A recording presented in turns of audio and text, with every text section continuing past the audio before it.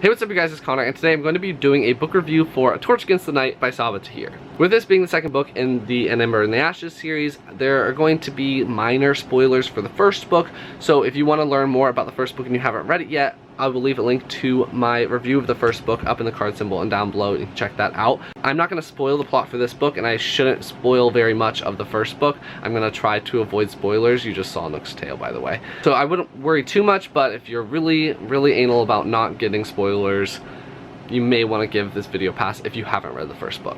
As usual with my book reviews, I'm going to be giving my pros, then my cons, and then my rating, and be done. My first pro for this book is going to be the magic system expansion. I feel like in the first book we kind of got a tease about some magic that was happening, but in this book we really get a bigger feel for the magic and where the magic is coming from and how it works and who has magic and what the different types of magic are. I really like seeing how these different magics are intertwining within the world, and I am really excited to see it more explained in the next book.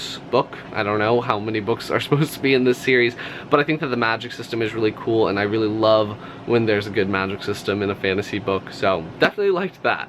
And I think the biggest pro for me about this was just kind of the plot in general. I really like the big plot points, and I think that the author does a really good job of making sure that things that she does have an effect on the characters and have a reason behind each one. Like, there's not just something bad that happens for no reason. Every single time something bad happens or something is a little bit more difficult for the characters than maybe it could have been, it's for a reason, and I really like that. I feel like sometimes authors like to just make their characters suffer because it creates drama and tension and such, but I feel like Saba Tahir knows how much to put her characters through and how they would react to those experiences, and I think that she does it for a reason, and so I really liked how she plotted out this book, and I think that she did a really good job, and I really like the direction of where the plot is heading. I'm really excited to see what happens in the next book, and I really love when I'm just like, I want my hands on the next book. I really want to see what will happen in the future books because I feel like the story is going in a really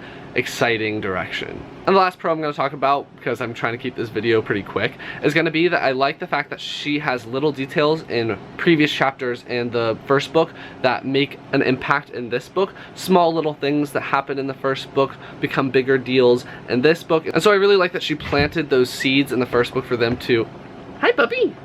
Did you see them to grow into bigger deals, and I thought that that was really interesting, and it really makes me pay more attention to this book because I fear that there's going to be a detail in here that I missed that will be a bigger deal in the future books, so I really want to catch everything and kind of think about how this little look or this feeling that this character had will become a big deal and actually have an impact on the plot overall in the future. So those were my big hi Nook. Big pros for this book. Now I'm going to move on to my cons. I felt like this was a little bit more, I don't know, it just felt very YA to me, which is not bad because it is YA, but it felt very like, I like him, but I can't be with him because of X, Y, and Z, or I like her and I can't be with her because she'll be in danger or whatever, and it's just like, please, get over it, just do what you need to do, speak up, say what you are feeling. It's like very frustrating sometimes when both characters are aware of what is happening in the other person's mind but they don't say anything. It was very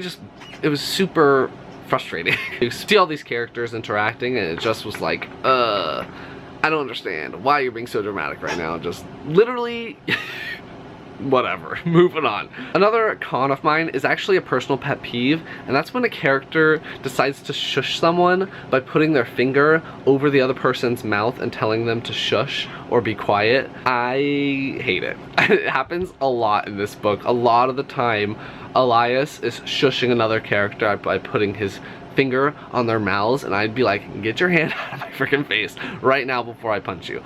So I didn't like that so much. I thought that it really didn't even fit his character. It was like, shh. I'm like, oh, please get out of here.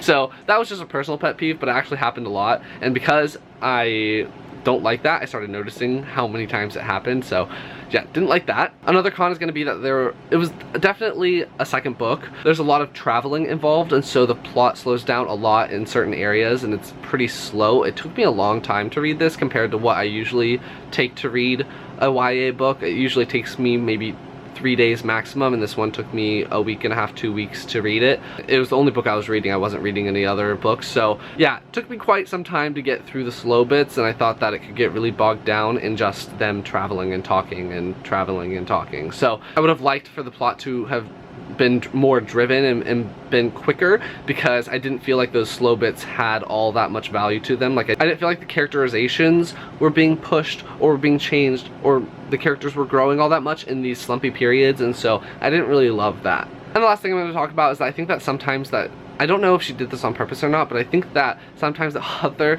dropped plot lines out of nowhere. I'd be like, oh, well, what happened to this random person that was in the story for 5 seconds, but now we don't know anything about them, and we still don't know anything about them. Like, where did they go? What happened to them?